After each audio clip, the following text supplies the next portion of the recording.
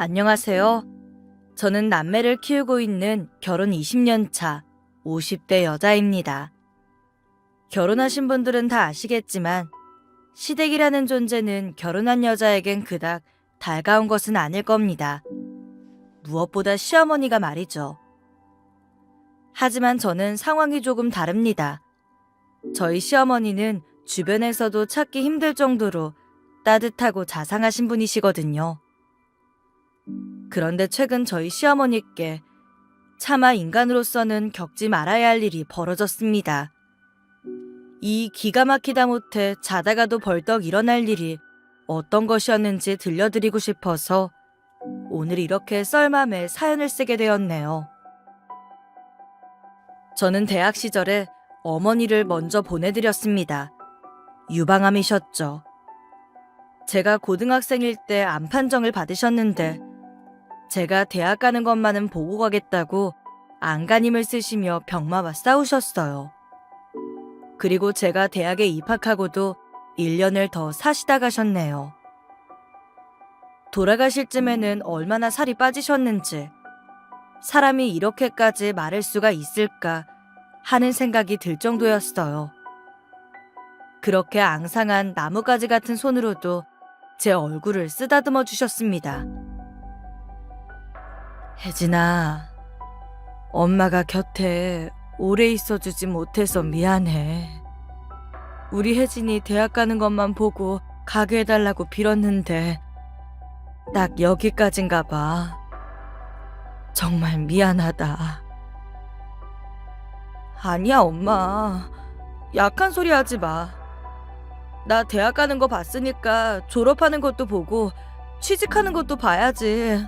응? 내가 나 결혼할 때까지만 엄마 있어달라고 빌었으니까 이뤄질 거야. 아니, 적어도 나 대학 졸업할 때까지만. 응? 그때까지만 있어줘, 엄마. 미안해. 내 새끼 미안해. 행복해야 돼, 우리 딸. 엄마가 곁에 있어주지는 못하지만 늘 지켜줄게. 언제나 함께 있을게. 사랑해, 우리 딸. 이 말을 마지막으로 엄마는 혼수 상태에 빠지셨고 더 이상 눈을 뜨지 못하셨어요. 저는 아직도 그날이 어제 일처럼 생생하기만 합니다. 태어나서 처음으로 저의 세상이 슬픔과 고통으로만 가득했던 날은 처음이었으니까요. 엄마가 돌아가셨을 당시에도 정말 죽을 것 같이 힘들고 슬펐지만 저는 나름 잘 이겨냈다고 생각하며 살았습니다. 학교도 열심히 다녔고 공부도 열심히 해서 졸업하자마자 공무원이 되었거든요. 그리고 같은 직장에 다니던 성실한 남자와 별탈 없이 만나 결혼도 하게 되었네요. 하지만 그리움은 옅어지거나 덜해지는 것이 아니더군요. 다 괜찮아졌다고 생각했는데 불쑥불쑥 엄마 생각이 나거나 갑자기 보고 싶어서 눈물이 뚝뚝 흘러내리는 날들이 있었으니 말입니다. 특히 남편과 결혼 이야기가 오고 가고 결혼 준비를 하게 되었을 때가 가장 힘들었던 것 같아요. 남들은 친정엄마와 함께 예물이며 예단도 보고 다니고 같이 혼수도 사러 다니는데 저는 같이 다닐 엄마가 없다는 사실이 너무 슬펐던 것이죠. 물론 곁에는 항상 자상한 남편과 무엇이든 저를 지지해주는 아버지가 있었지만 그래도 엄마의 빈자리는 쉽게 채워지지 않았습니다. 하루는 신혼 이불을 사러 남편과 백화점을 갔는데 늘 누가 사다 주는 이불만 덮었던 우리가 뭐 아는 게 있어야죠. 이불 매장 전체를 한 바퀴 다 돌았지만 이 직원 말을 들으면 그게 맞는 것 같고 저 직원 말을 들으면 그게 또 맞는 것 같아서 결정을 못했어요. 힘들고 목이 말라서 잠시 매장 앞 의자에 앉아 쉬고 있는데 그때 한 모녀가 이불을 사러 오는 것이 눈에 띄더군요. 엄마, 저 이불 색깔 이쁘다.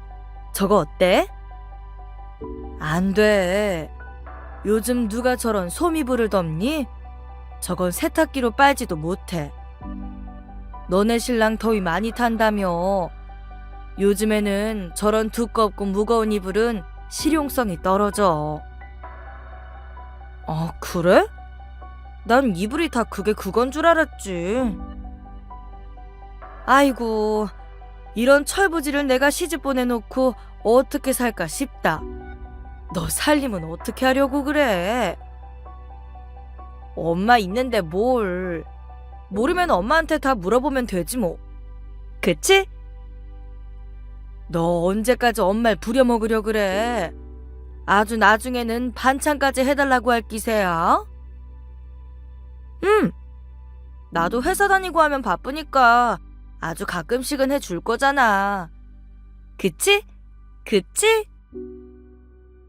모녀의 딸 역시 결혼 준비를 하는 중인지 다정하게 이야기를 나누면서 웃으며 멀어져 갔습니다. 처음에는 아무 생각이 없이 그 모녀의 대화를 듣고 있었는데 점점 울컥하게 되더군요. 결국 저는 그 자리에서 눈물을 터뜨리고 말았습니다. 남편이 달래주었는데도 주체할 수 없이 눈물이 터져 나오더라고요. 그날 사람들이 다 쳐다보는 것도 모르고 그 자리에 앉아서 얼마나 울었는지 모릅니다. 남들 다 있는 엄마가 나에게만 없는 것도 서러웠고 결혼을 할 때 엄마 자리가 비어있을 거란 사실도 너무나 슬프더군요. 그날따라 돌아가신 엄마가 얼마나 보고 싶던지요. 그런데 다음날 시어머니에게 전화가 왔어요. 백화점으로 잠깐 나올 수 있겠냐는 전화였죠. 어머니 오래 기다리셨어요? 아니다. 나도 구경하느라 시간 금방 갔어. 죄송해요. 미리 연락 주셨으면 기다리시게 안 했을 텐데. 근데 어쩐 일이세요? 그냥 지나가다가 우리 며느리 생각이 나서 왔어. 아가, 오늘 나랑 이불도 좀 구경하고 그릇 구경도 좀 할까? 나도 이참에 집안 분위기 좀 바꿔보려고 그런다. 저는 순간 제게 시댁 살림살이를 바꿔달라는 말인가 싶어 당황했어요. 하지만 이어진 어머니 말씀에 감동해버리고 말았습니다. 새 식구 들어오는데 나도 기분 좀 내려고 그런다. 그리고 너네 신혼이불이랑 그릇도 내가 싹 사줄 거야. 싫다고 하면 안 된다. 네? 아니에요, 어머니. 그건 제가 인혁 씨랑 준비해야죠. 사실 내가 딸이 없잖니. 10년 전 큰아들 결혼할 때는 나도 처음이어가지고 이런 걸 못 해본 게 어찌나 아쉽던지. 나도 딸 있는 내 친구들처럼 자식 신혼살림살이 같이 보러 다니고 이쁜 것도 사주고 그러고 싶다. 이 늙은이 소원인데 좀 봐주면 안 되겠니? 저는 어머니 이야기를 듣자마자 눈시울이 붉어졌습니다. 남편에게 어제 이야기를 듣고 나오신 게 분명한 것 같았죠. 어머니는 다정하게 제 팔짱을 끼시고 이 매장 저 매장을 다니면서 이불을 골라주시고 계산도 전부 다 해주셨어요. 그릇과 냄비 같은 살림살이도 어떤 것이 좋은 것이고 어떤 것이 사용하기 편한 것인지 하나하나 자상하게 이야기해 주시면서 전부 사주셨습니다. 계산을 하고 물건을 포장하던 점원이 이러더군요. 따님이 결혼하시나 봐요. 어머니 시원섭섭하시겠어요. 제가 놀라 아니라고 하려 했지만 어머니가 곧바로 이러시더군요. 예, 아유 아까워 죽겠어요. 근데 남편 되레가 그럭저럭 사람 구실은 할 놈 같아서 그냥 믿고 보내는 거예요. 둘이 좋다니까. 아유 그래도 내 딸이 더 아깝네요. 그러게요. 이렇게 참하고 예쁜 따님이시니 당연히 아까우시겠죠. 제가 봐도 웬만한 신랑감 아니면 어머니 눈에 차지도 않겠어요. 맞아요. 이 애가 공부도 잘해서 좋은 대학 나와서 지금 공무원인데 승진도 결혼할 남자보다 빠르고 월급도 많아요. 그 녀석은 얘보다 학벌도 안 좋고 가끔 보면 눈치도 없는데 어떻게 그런 남자한테 반했는지 원. 너 그 녀석 멀쑥한 얼굴만 보고 반했지? 그치? 아니에요. 인혁 씨 자상하고 성격도 좋고 다정해요. 얼마나 잘해주는데요. 직장에서도 인정받고 있어요. 얘가 이렇다니까요. 눈에 콩깍지가 씌어서는. 으이그 이 예쁘고 착한 것 아까워 죽겠네 아주. 이렇게 말하고 시어머니는 활짝 웃으셨어요. 저는 순간 그 미소에서 돌아가신 어머니를 보았습니다. 눈물이 쏟아지려는 것을 꼭 참고 저는 어머니의 팔짱을 끼고 종일 쇼핑을 했네요. 어머니는 제게 살림살이며 예쁜 옷도 사주시고 화장품도 사주셨어요. 그리고 맛있는 저녁도 사주시며 이랬습니다. 옛말에 딸 같은 며느리는 없다고 하던데 나는 진짜 딸이 없어서 그 차이가 뭔지 모르겠다. 그냥 너 처음 봤을 때부터 다 이쁘고 다 좋았어. 그래서 내게 딸이 있다면 이런 느낌이겠구나 싶었어. 우리 집에 와줘서 너무 고맙고 앞으로 잘 지내자꾸나. 섭섭한 일이 있으면 언제든 이 엄마한테 이야기해줘. 내가 잘해줄게. 아니에요, 어머니. 제가 더 잘할게요. 오늘 정말 감사했어요. 저야말로 오늘 진짜 엄마가 살아오신 것 같아서 너무 행복했어요. 나야말로 행복했어. 너처럼 예쁜 딸이 생기다니 정말 꿈만 같다. 이제 결혼하면 친정엄마가 많이 그리울 거야. 나도 그랬어. 나중에 아기 낳고 키우면 너무 보고 싶어서 울게 되는 날도 있을 거야.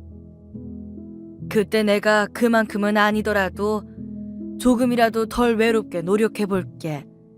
알았지? 그러니까 힘들고 외로울 때 언제든 찾아와서 기대해. 가족이 더 늘어났다고 생각하고. 이 말에 저는 또 눈물이 왈칵 쏟아져 버리고 말았습니다. 나중에는 어떻게 바뀔지 모르겠지만 그 순간만큼은 시어머니의 진심을 느낄 수 있었네요. 사실 아무리 그래도 시어머니인데 어떻게 친정엄마처럼 대하실 수 있겠어 라는 마음도 있었던 것이 사실이기도 했어요. 그리고 어쩌면 그것이 당연한 일이라고 생각하기도 했고요. 하지만 시어머니는 제 예상과는 달랐습니다. 저희가 결혼을 하고 나중에 아이를 낳은 뒤까지도 시어머니는 늘 저를 따스하게 감싸주시고 언제나 저를 아끼고 또 아껴주셨어요. 결혼하고 첫 명절이 되었을 때 시어머니는 먼저 이렇게 말씀해 주셨어요. 결혼하고 첫 명절인데 친정에 가서 먼저 있다 오너라. 아버지가 너 먼저 시집 보내고 얼마나 허전하시겠니? 외동딸 혼자서 힘들게 키우셨는데 명절에도 못 보면 얼마나 외로우시겠어. 그러니 명절에는 친정에 갔다가 우리는 나중에 보자. 가서 푹 쉬다가 와. 네? 아니에요. 저희 아버지는 이번에 여행 가신다고 하셨어요. 이번은 첫 명절이니 어머니에게 갈게요. 말씀만으로도 감사해요. 명절엔 무슨 여행이야. 말씀은 그렇게 하셔도 명절에 가족도 없이 혼자 여행 다니는 게 마음이 얼마나 쓸쓸한지 아니? 얼른 당장 전화해서 친정 먼저 간다고 말씀드려. 그럼 겉으로는 안 그래도 속으로는 엄청 좋아하실 거다. 앞으로는 명절 전이나 끝나고 식사나 하고 명절에는 아버지랑 지내. 나는 아들이 하나 더 있어서 괜찮다만 너네 아버지는 너 하나뿐인데. 나는 괜찮으니 얼른 전화 드려. 그렇게 저는 명절을 아버지와 함께 보냈습니다. 겉으로는 여행을 갈 거라고 괜찮다고 하셨던 아버지는 저희가 간다고 했더니 당장 여행을 취소하고 저희와 함께 지내셨죠. 같이 맛있는 음식도 만들어 먹고 행복해 보이는 아버지 모습을 보니 너무 마음이 행복하더군요. 하지만 이렇게 완벽한 시댁에도 딱 하나 단점이 한 명 있었어요. 바로 남편의 형과 그 아내였습니다. 남편에게는 3살 많은 형이 한 명 있었는데 반듯하고 성실한 남편과는 정말 다른 사람이었습니다. 공부를 잘했던 남편과 달리 대학도 제대로 나오지 못했고 그렇다고 안정적인 직업을 가지고 있는 것도 아니었죠. 이것저것 장사를 한다, 배달 일을 한다, 어디 영업사원을 한다. 볼 때마다 직업이 바뀌곤 했어요. 뭐 세상사가 마음대로 다 될 수는 없으니 그거야 그럴 수 있다 치더라도 사람 자체가 불량스럽게 그지없었어요. 아무리 제가 아랫사람이고 나이가 어리다고 하더라도 처음 보자마자 반말은 물론 어머니에게조차도 자기 뜻대로 안 되면 눈을 치켜뜨고 성질부터 내는 것이 기본이더군요. 거기에 부부는 끼리끼리라고 제게는 형님인 그 아내마저 정말 똑같은 인간이었죠. 거칠고 쌍스러운 데다가 상대에 대한 예의나 배려라고는 조금도 없는 사람이었습니다. 거기 동서, 내가 동서라고 부를게. 괜찮지? 이따 저녁 먹을 거니까 나가서 장 봐서 밥 좀 해. 고기도 좀 사오고. 네? 밥이요? 장을 봐서요? 그래. 왜, 싫어? 내가 장 볼 시간도 없고 지금 밥할 시간도 없어서 그래. 아니 그리고 며느리면 시댁에 올 때 장도 좀 봐서 오고 오면 밥도 좀 하고 그래야 되는 게 기본 아니야? 대학도 나왔다면서 왜 그런 기본적인 것도 몰라? 아니 제가 들은 게 없어서요. 미리 말씀해 주셨으면 올 때 필요한 걸 사왔을 텐데요.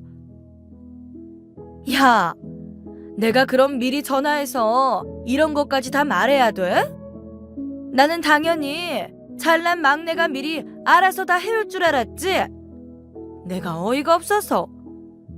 잔말 말고 빨리 시키는 대로나 해. 그럼 나가서 외식할까요? 지금 이 시간에 장 보고 다 하려면 시간이 많이 걸릴 텐데요. 어머님 뭐 좋아하세요? 저희가 한번 대접할게요. 그러자 갑자기 그 형님이라는 여자가 고래고래 악을 써가며 화를 내더군요. 야, 너는 내 말이 말 같지가 않니? 이게 어디서 따박따박 말대꾸야. 나가서 장이나 봐오라고. 시키면 시키는 대로 하지 어디서 말대답이야. 내가 다 생각이 있어서 하는 말이지 누구는 외식할 줄 몰라서 그러는 줄 알아? 너 지금 나 무시하지? 내가 너보다 못 배우고 직업도 없다고 무시하는 거지? 마구 삿대질을 하며 달려드는데 어찌나 놀랐는지 모릅니다. 그 소리에 거실에서 온 식구들이 다 말리는데도 그 여자는 기세등등하게 악을 써대기만 하더군요. 그때 갑자기 짝 하는 소리가 울렸습니다. 남편의 형이 우리가 다 보는 앞에서 자신의 아내 뺨을 후려갈긴 것이죠. 야, 너는 이렇게 다 모인 앞에서 꼭 이렇게 난리를 쳐야겠어? 당장 방으로 안 들어가? 진짜 짜증나게 구네. 그리고 너는 형님이 시키면 시키는 대로 할 것이지 뭔 말대답을 쳐 하고 서 있어. 네가 그렇게 잘났냐? 어디 어린 년이 따박따박 말대답이야. 확 그냥 한 대 맞아야 너도 정신 차리지? 그러면서 이번에는 제게도 손을 올리려는데 남편이 후다닥 자신의 형을 말리고 들었어요. 그만해, 형. 이게 무슨 짓이야? 어쭈, 이 새끼가 지 마누라 편든다 이거지? 이 정신 나간 놈이 감히 형한테 덤벼? 네가 요즘 덜 맞았지? 너 오늘 한번 저 터져볼래? 안 그래도 요새 시건방만 떨더니 너 이참에 버릇 한번 고쳐보자. 아이고 왜 이러냐? 큰애야 참아라. 지금 이게 무슨 짓이야? 막내 앞에서 이게 무슨 주태야? 당장 그 손 안 내려? 이게 다 엄마가 이놈만 싸고 도니까 그런 거 아니야. 얼마나 이놈만 싸고 돌면 아직 시집 온 지 얼마 되지도 않은 새파란 년이 내 마누라를 무시하냐고. 우리가 왜 이런 취급을 받아야 돼? 이게 다 엄마 탓 아니야. 어머니가 말리고 들자 거기다 대고 남편의 형이 버럭 고함을 질렀습니다. 그러자 남편에게 뺨을 맞고 바닥에 쓰러져 있던 형님도 어머니를 향해 악을 쓰더군요. 맞아요. 어쩜 그럴 수가 있어요? 형제 차별하는 것도 모자라서 며느리도 어쩜 이렇게 차별을 할 수가 있냐고요. 왜 둘째만 명절에도 친정에 보내고 혼수도 다 해주고. 진짜 어떻게 이럴 수가 있냐고. 그게 무슨 소리니? 너도 명절마다 친정 가라고 했잖니. 가기 싫다고 안 간 건 너였잖아. 그렇다고 우리가 명절에 음식을 하니 뭐를 하니. 너 결혼할 때도 아무것도 없이 그냥 집에 들어온 거 기억 안 나? 가진 것 없이 임신해서 들어온 거랑 얘들이랑 같아? 그걸 두고 어떻게 차별이라 할 수 있어? 나는 너한테 최선을 다했다. 내가 20살 그 어린 나이에 애가 져서 시집 왔을 때 그렇다고 어머니가 뭐 해준 거 하나 있었어요? 없었잖아요. 근데 왜 쟤만 이불도 사주고 그릇도 사주고 폐물도 해줘요? 이게 차별이잖아. 왜 차별해? 왜 차별하냐고? 그럼 나이 차서 예단 혼수 다 하고 들어온 며느리랑 너랑 같아? 너도 예단 다 받았잖아. 그리고 이번에 니들이 이럴까봐 니들 이불이며 그릇까지 싹 다 같이 바꿔줬잖아. 그러는 너는 니들은 한 게 뭐가 있냐? 해준 것도 없이 왜 이렇게 바라기만 해? 그러자 갑자기 아주버님이 나서서 화를 내며 버럭 고함을 질렀습니다. 우리가 그런 거 할 돈이 어디 있어? 하루 벌어 겨우 하루 먹고 사는데. 그러는 엄마는 나를 쟤처럼 제대로 가르치기로 했어? 뭘 했어? 나도 쟤처럼 대학 나오고 했으면 나라고 안 그러고 살았을 줄 알아? 그럼 네가 공부를 좀 하지 그랬어. 맨날 사고치고 술이나 먹고 놀러 다니고. 야 이놈아, 너 사고 뒷수습한 것만도 둘째 대학 등록금보다 더 들었어. 그렇다고 네가 언제나 용돈이나 한번 챙겨준 적 있냐? 20살 때 덜컥 임신시켜 결혼하겠다고 들어와서 여기 눌러앉은 게 벌써 10년이 넘었어. 염치가 좀 있어라, 염치가. 아이고, 둘째 니들은 그냥 가라. 이러다 더 못 볼 꼴만 보이겠다. 그 말이 떨어지자 남편은 저를 데리고 황급히 집을 나와버리더군요. 집으로 가는 동안 저는 아무 말도 할 수 없었습니다. 정말 어떻게 가족끼리 그럴 수 있는지 모를 정도로 아수라장이 되어버린 것을 직접 보고 나니 뭐라 할 말이 없었네요. 한참이 지난 뒤 남편이 사과를 하더군요. 많이 놀랐지. 미안해. 나도 형이랑 형수가 저 정도까지 할 줄은. 아니, 내가 잘못한 건가? 갑자기 장 봐서 저녁을 하라고 하니까. 그렇다고 어머니도 계신데 그렇게 화를 낼 일인가? 그냥 외식하면 되는 거 아니야? 당신은 잘못 없어. 그거 다 핑계야. 그냥 형수는 자기가 세민하고 부러워서 무조건 깎아내리려고 하는 것뿐이야. 예전부터 그랬어. 형은 자기 잘못보다는 무조건 남 탓만 하는 사람이야.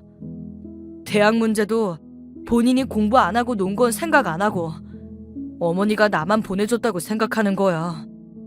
기가 막혀서. 그리고 형수도 마찬가지야. 형이랑 같이 식당에서 알바하다가 덜컥 임신해서는 찾아와서 결혼한 게 다야. 그쪽 친정도 콩가루나 다름없어서 결혼식이며 월세방이며 전부 엄마가 마련해줬어. 그래놓고 월세 보증금도 다 날려먹어서 애기랑 길바닥에 나앉게 된 걸 보다 못한 엄마가 집으로 받아들여준 거라고. 그래놓고 자기가 시어머니 모시고 산다고 생색만 내면서 정작 하는 건 없는 것 같은데 우리가 결혼할 때 그렇게 질투를 하더라고. 앞으로 되도록 형네 부부는 안 만나야겠어. 어머니는 어떡해. 당신도 그동안 골치 많이 아팠겠네. 진짜 형제가 아니라 웬수야. 결혼하고 애도 있는데 언제 정신을 차리려는지. 매일 가게 차리다 까먹고 하는 게 하루 이틀도 아니고 어머니가 빚도 몇 번 갚아준 것 같은데 고마워하기는커녕 전할 일을 쳐대니. 나도 처음 직장 생활할 때 카드 좀 빌려달라고 해서 빌려줬다가 형이 카드론으로 1,000만 원 넘게 써서 고생한 적 있어. 그 이후로 돈에 관해서 선을 그었더니 나만 보면 못 잡아먹어서 안달이야. 오늘 그 불똥이 당신에게 튄 거고. 그러니까 당신 잘못 없으니 걱정하지 마. 근데 어머니 어떡해. 괜찮으실까? 아까 보니까 당신 형이나 형님이나 너무 거칠게 나오던데 저러다 무슨 일 생기면 어떡해. 괜찮아. 이런 일 한두 번도 아니고. 무엇보다 그 둘은 지금 엄마에게 붙어 사는 거라 저러다가도 금방 수그러들어. 나도 처음에는 너무 놀라서 엄청 싸웠는데 좀만 지나면 언제 그랬냐는 듯 아무 일도 없었던 것처럼 굴어. 자기들 돈 필요하면 세상에 그런 효자 효부가 없을걸. 진짜 엄마만 아니었으면 연을 끊어도 진짜 끊었을 텐데. 그 이후로 저희는 함께 만나는 시간을 많이 줄였습니다. 그들은 어떨 때는 세상 좋은 사람처럼 굴다가도 어떨 때는 또 억울하다느니 차별당한다느니 억지를 부려가며 난리를 쳐대더군요. 처음에는 많이 놀랐지만 저 역시 사람인지라 점점 그 사람들에게 익숙해져 갔습니다. 그들이 난리를 쳐대는 때에는 꼭 돈이 필요한 시점이라는 것을 알게 되었거든요. 하지만 그래도 언젠가 무슨 일이 벌어질지도 모른다는 불안감은 늘 마음속에 있었어요. 뭔가 어머니에게 안 좋은 일이 생길지도 모른다는 예감이라고 할까요. 그래서 저는 어머니께 자주 연락을 드리고 종종 밖에서 따로 만나 식사를 하곤 했습니다. 그리고 어디 몸이 아프시지는 않은지 무슨 일이 있는 건 아닌지 살피곤 했죠. 그렇게 시간은 흘러갔습니다. 그 사이 저희 부부에게 예쁜 딸아들도 생겼어요. 남편은 여전히 성실하고 가정적이고 저 역시 육아휴직이 끝난 뒤로 열심히 일을 해서 착실하게 집도 넓혀가며 그렇게 평범하게 살았습니다. 힘들 때도 있었지만 행복한 삶이었네요. 하지만 세월이 흘러 우리 아이들이 유치원을 가고 초등학생이 되었다가 중학생, 고등학생이 될 때까지 남편의 형 부부는 여전하기만 하더군요. 늘 성실하지 않게 대충 살면서 불평불만만 늘어놓고 우리를 질투하고 까내리고 우리 아이들에게 다정한 눈길 한 번, 용돈 한 번 준 적도 없었습니다. 그 집 자식 역시 싹수가 노래서 어릴 때부터 버릇이 없더니 커서는 사고만 치고 다니더라고요. 그 와중에 시어머니만 고생을 하셨죠. 여보, 이번에 형님네 애가 또 사고 쳐서 어머님 경찰서에 불려가셨나 봐. 어머니에게 전화가 왔어. 어쩌면 좋으냐고. 어떡해? 너 이번에도 또 애를 때렸어? 아, 진짜. 내가 전화해 볼 테니까 신경 쓰지 마. 진짜 형은 대체 뭘 하길래? 아, 정말 돌아버리겠네. 이번에는 심각한가 봐. 애를 때리고 물건도 훔쳤다는데. 아주버님이 합의하러 갔다가 또 상대편 부모랑 싸움이 나서 상대편 애 아빠를 경찰서에서 때렸대. 그래서 지금 유치장에 갇혀 있고 그쪽에서 고소한다고, 절대 합의 안 한다고, 애랑 아빠랑 전부 다 깜빵 보내겠다고 난린가 봐. 도저히 안 되겠는지 어머니가 방금 전화하셨어. 아예 차라리 이참에 감옥에 갔다 와야 정신을 차리지. 이 인간들을 진짜. 알았어. 당신은 신경 쓰지 마. 진짜 지긋지긋하다, 지긋지긋해. 이 일로 남편의 형과 조카는 재판까지 받게 되었습니다. 특히 아주버님은 경찰들이 보는 앞에서 피해자 아빠를 두드려 팬 것이라 재판을 받는 동안 구치소에 갇히기까지 했어요. 시어머니는 그래도 변호사라도 사서 빼주려고 했지만 남편이 단호하게 막아섰네요. 언제까지 우리가 뒤치다꺼리를 해야 돼요? 엄마 그만해요.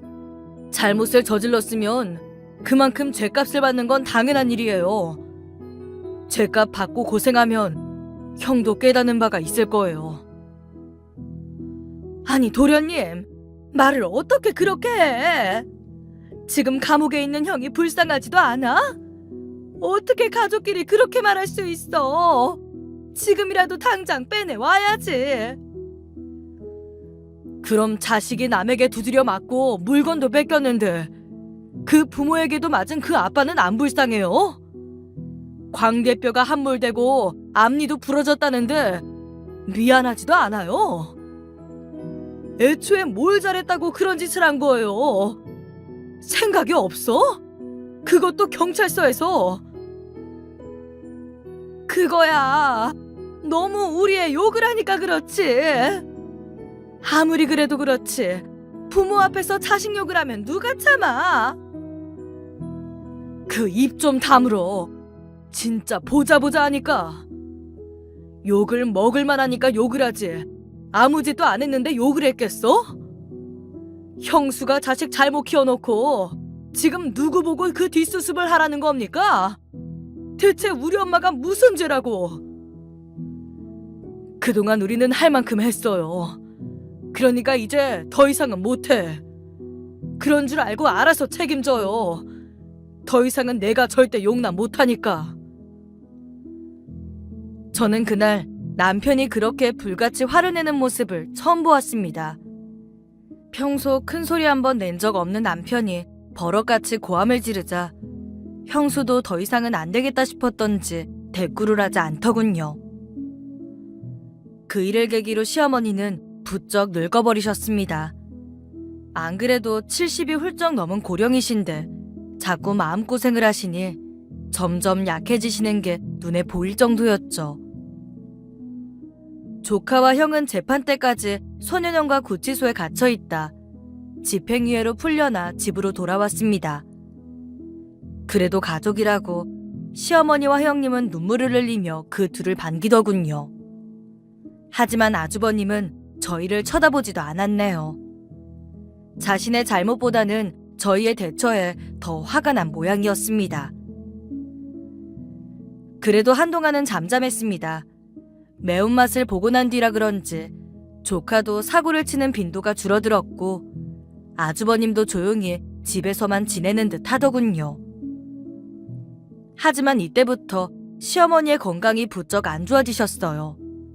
전화를 드리면 매일 기운이 없고 몸이 안 좋다며 외출도 잘 못하시고 식사 약속을 잡아도 감기 기운이 있다며 취소를 하기도 하셨습니다. 그렇게 좋아하는 저희 아이들을 보러 오시지도 못하실 정도였네요. 도저히 안 되겠다 싶어서 시어머니를 보러 가려고 하면 형님이 오지 못하게 막아섰어요. 이번 주말에는 어머니랑 우리가 어디 갈 곳이 있어. 시간 안 되니까 다음에 와. 네? 어디를요?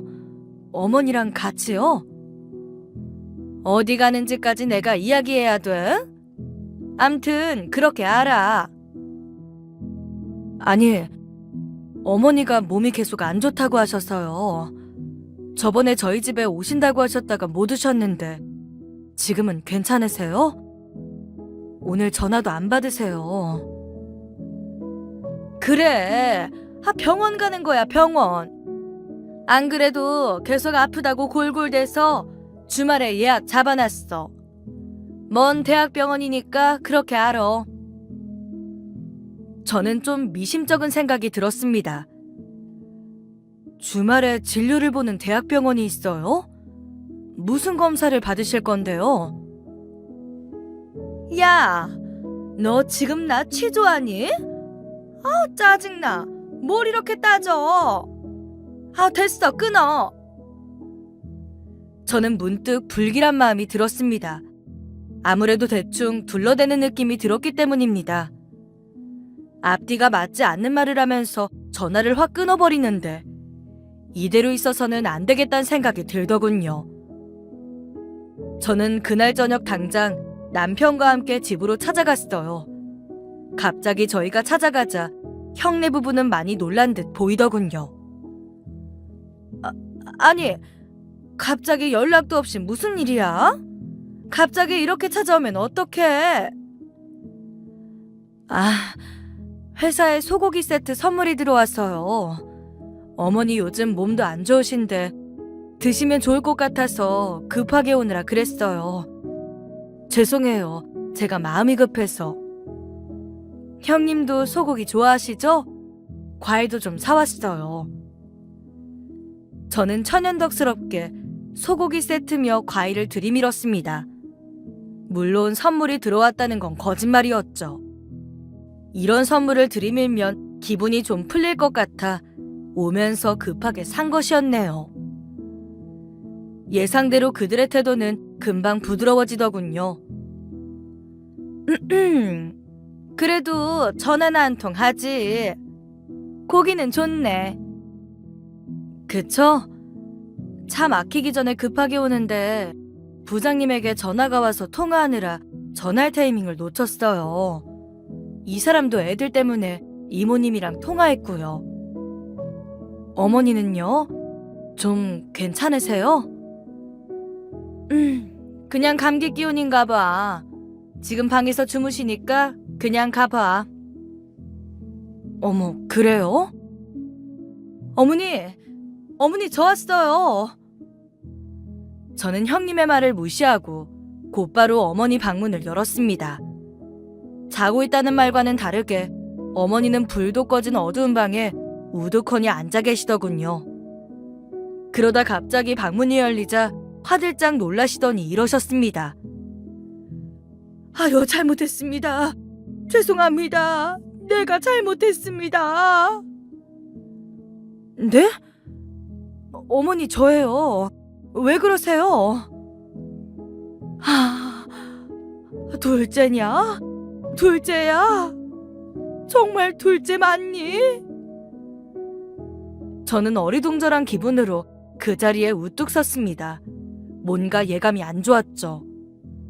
그때 갑자기 형님이 저를 밀쳐내고 방으로 들어오더니 어머니를 부축하더군요. 어머니, 둘째네가 갑자기 찾아왔네요. 머리 아프시다더니 괜찮으세요? 일어나 보세요. 저녁은 드시고 주무셔야죠. 그래, 알았다. 그래. 제가 뭐라 물을 새도 없이 형님은 어머니를 부축하더니 거실로 데리고 나오더군요. 거실 소파에는 남편의 형도 앉아 있었는데 둘이 어머니를 부축하더니 거실 소파에 앉히고는 이렇게 말했어요. 요즘 부쩍 기력이 딸려 하시기는 하는데 그래도 크게 아프신 건 아니야.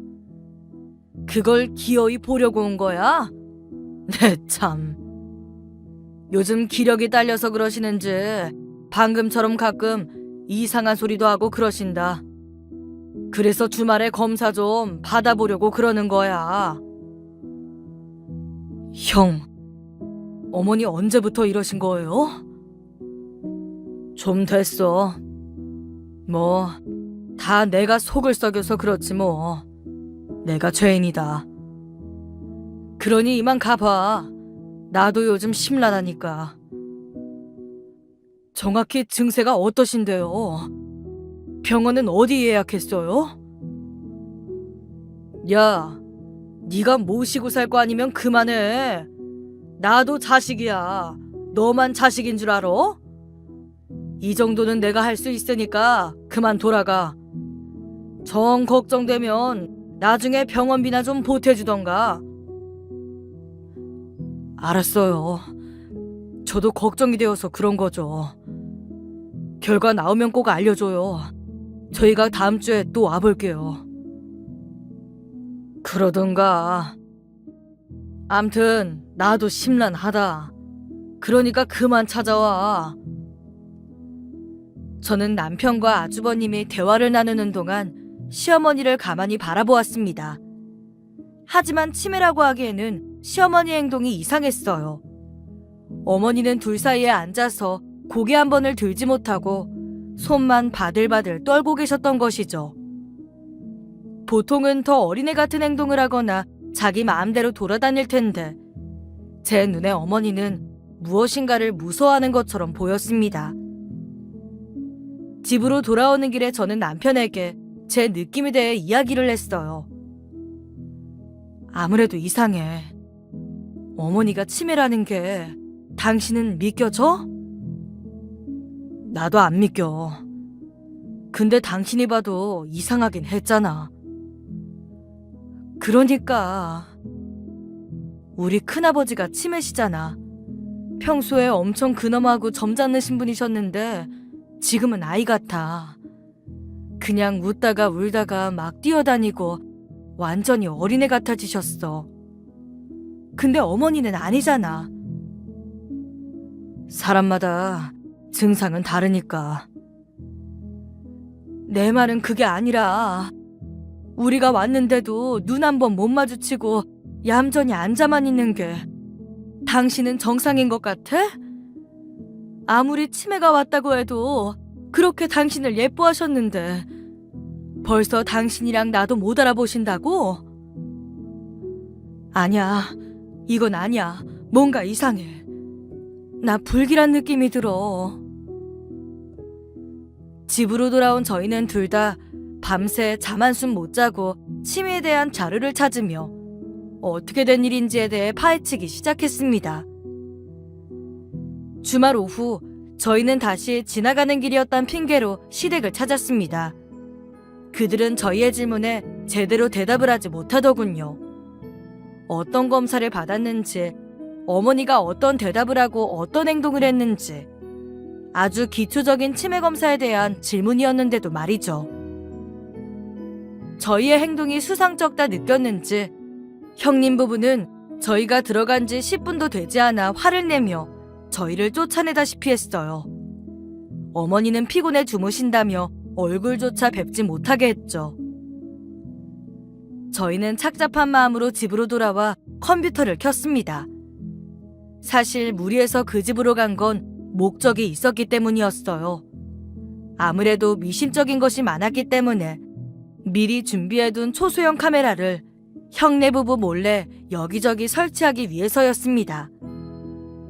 남편과 형이 대화를 나누는 척 하는 동안 저는 물을 마시는 척 하면서 냉장고와 화장실 그리고 어머니 방 안쪽의 문에도 슬쩍 카메라를 붙였습니다.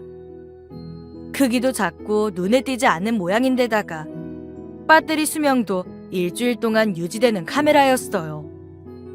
무엇보다 컴퓨터로 연결하면 실시간으로 그곳에서 일어나는 일을 볼 수 있는 것은 물론 녹화도 되는 것이었죠. 컴퓨터 화면에는 곧 형님 부부네 집 부엌과 거실, 그리고 어머니 방이 선명하게 나왔습니다. 형님 부부는 부엌 식탁에 앉아 둘이 술을 마시고 있더군요. 그 둘이 나누는 대화 역시 아주 또렷하게 들렸습니다. 아무래도 당신 동생이 이상하다 생각하는 것 같아. 아, 짜증나. 오늘도 염탐하러 온 거 아니야? 꼴 보기 싫은 새끼. 그놈은 어릴 때부터 머리 굴리는 거 하나는 도 같아서. 안 되겠어. 이렇게 질질 끌다가는 들키겠다. 아, 빨리 어떻게 좀 해봐. 나도 할 만큼 했어. 아, 당신이 좀 해보든가. 저 노인네가 절대 입을 안 여는 걸 어떡해.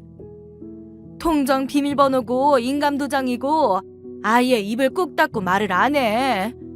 온 집안을 다 뒤져도 통장이고 도장이고 보이지도 않고. 아, 짜증나. 야, 그거 하나를 해결을 못하냐? 입을 안 열면 입을 열 때까지 줘 패면 되잖아. 네가 살살 때리니까 그런 거 아니야? 웃기시네. 아, 그럼 네가 하든가. 지는 친엄마라고 손에 피 한 방울 안 묻히려고 다 나한테 떠밀어 놓고는 이제 와서 내 탓하는 거야? 아, 몰라.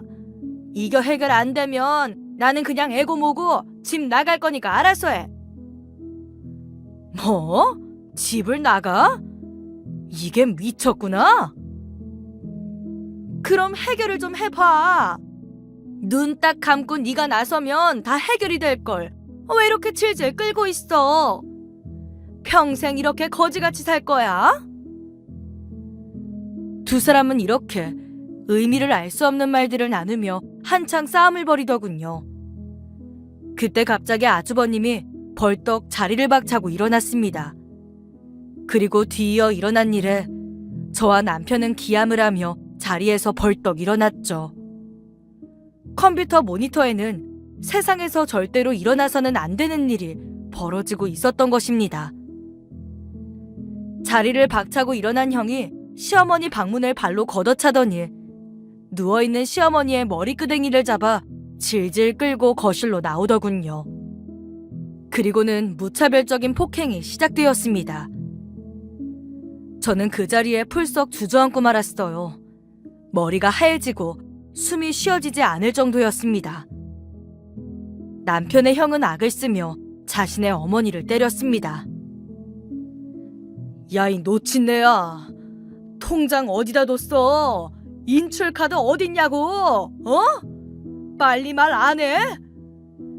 내가 이 재산 전부 다 둘째 주려고 하는 거 모를 줄 알아? 오늘 그 입 안 열면 너 죽고 나 죽는 거야. 알아? 아이고, 그만해라, 그만해. 네가 어떻게 나한테, 어떻게 이 애미한테 이럴 수가 있냐? 이러다 죽겠다.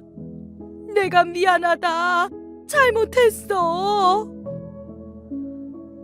미안하면 빨리 내놓으라고. 합의금 못 내면 나 다시 감옥 들어가야 돼. 어떻게 자식이 감옥에 들어간다는데도 돈을 한 푼도 안 줄 수가 있어. 네가 그러고도 엄마야? 자식보다 돈이 중요해? 차라리 죽으라고.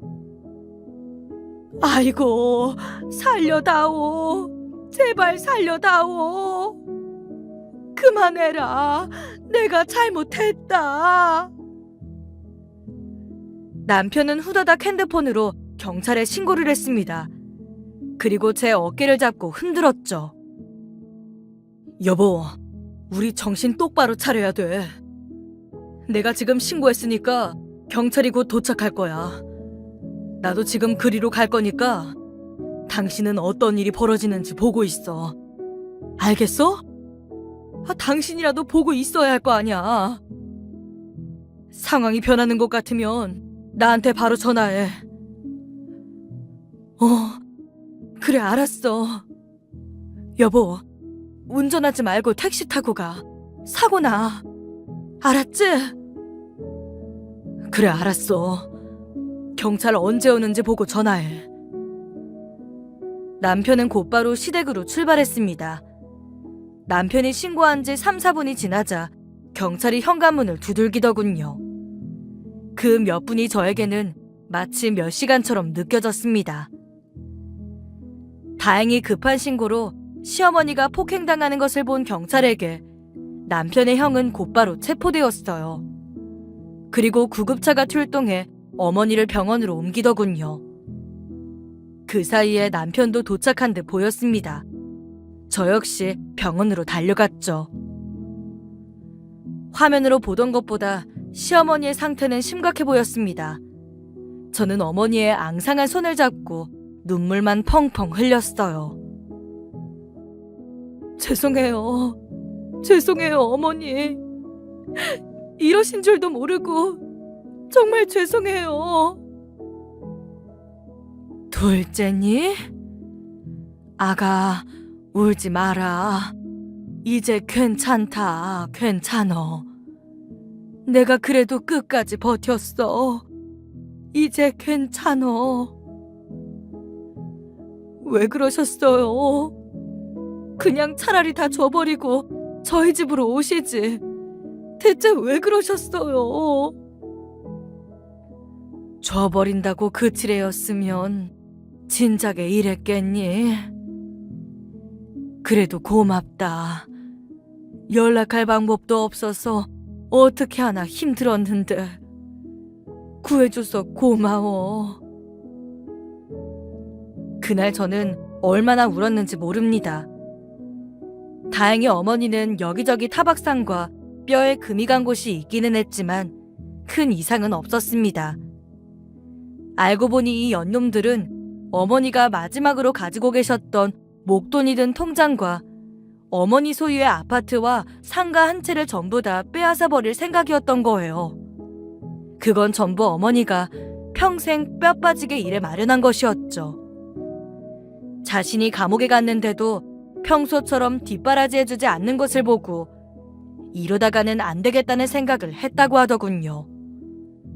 게다가 피해자 부모에게 거액의 손해배상금을 물어야 할 처지였던 것이죠. 아무리 그렇다고 해서 자신의 부모에게 손을 대다니. 저희는 도저히 그 행동이 용납이 되지도 용서가 되지도 않았습니다. 저희는 곧바로 형사사건으로 고발하고 법적 절차를 밟아나갔습니다. 모든 증거가 확실했기 때문에 아주버님과 그 아내는 바로 구속되었죠. 저희는 어머니의 집에 있던 그 식구들의 짐을 전부 빼서는 조카와 함께 그 여자의 친정으로 보내버렸습니다. 형부부와 관련된 것은 조금도 남겨놓고 싶지 않았어요. 그리고 곧바로 집을 처분하고 어머니를 저희 집으로 모시고 왔던 것이죠. 아주버님이라는 사람은 실형을 몇 년 살 것이 확실해 보입니다. 형의 아내는 직접적인 증거가 없어서 구속은 면했는데 뻔뻔하게도 저희를 찾아왔더군요. 아니, 무슨 낯짝으로 여기를 와? 어이가 없네. 당장 꺼지지 못해? 야, 말 조심해. 그래도 내가 나이도 많은데. 니들 어떻게 그럴 수가 있어. 집도 빼버리면 우린 어디서 살라고. 해까지 쫓아내다니. 니들이 인간이야? 인간? 그 이야기를 당신 입으로 들으니 더 어이가 없네. 그 집이 당신 집이야? 그리고 뭐 하고 살았길래 이제껏 자식하고 살 집 한 칸이 없어. 이제 제발 정신 좀 차려. 우린 더 이상 할 말 없으니 돌아가. 야, 그래도 핏줄인데 애 아빠는 꺼내줘야 할 거 아니야. 가서 오해였다고 말해. 아니면 변호사라도 붙여줘야. 저는 분을 이기지 못하고 그대로 대차게 그 여자의 뺨을 올려붙였습니다. 정말 무엇을 잘못했는지 자체를 모르는 인간 말종도 이런 인간 말종이 있을까요? 한마디만 더 했다간 어머니가 맞으신 그대로 때려줄 테니까 그렇게 알아. 뭐 핏줄? 지금 말 다 했어? 그래서 니들은 핏줄이라서 어머니를 가둬놓고 굶기고 때렸니? 니들이랑 우린 이제 더 이상 아무 사이도 아니니까 더 이상 찾아오지 마. 한 번만 더 찾아오면 경찰 불러서 진짜 감옥에 쳐 넣을 테니. 이렇게 엄포를 놓은 이후로는 다시는 찾아오지 않고 있긴 하지만 저희는 더 보안이 확실한 곳으로 이사를 할 생각입니다. 어머니는 저희 집으로 오신 이후로 빠르게 안정을 찾으시고 잘 지내고 계세요. 지금은 아이들 배웅도 해주시고 제 살림도 도와주시면서 행복하게 지냅니다. 저 역시 퇴근하고 돌아오면 친정엄마가 있는 것만 같아 훨씬 더 안정감을 느끼고 있어요. 아이들도 좋아하고 어머니 역시 이제야 손주들 보면서 노후를 제대로 즐기는 것 같다고 행복해 하시죠. 물론 가끔 큰아들 때문에 속상해 하시는 것 같지만 저희가 계속 위로해드리고 있습니다. 저도 자식을 키워봐서 알지만 자식이라면 뭐라도 다 내주고 싶은 게 부모 마음이죠. 하지만 끊어야 할 때 끊을 줄 아는 것도 부모의 역할이라는 것을 이번에 뼈저리게 느꼈습니다. 이제 앞으로 저희 식구는 더 올바르고 행복하게만 살아보려고 합니다. 힘든 일을 이겨내고 새 출발하는 저희의 앞날을 축복해주세요. 긴 이야기 들어주셔서 감사합니다.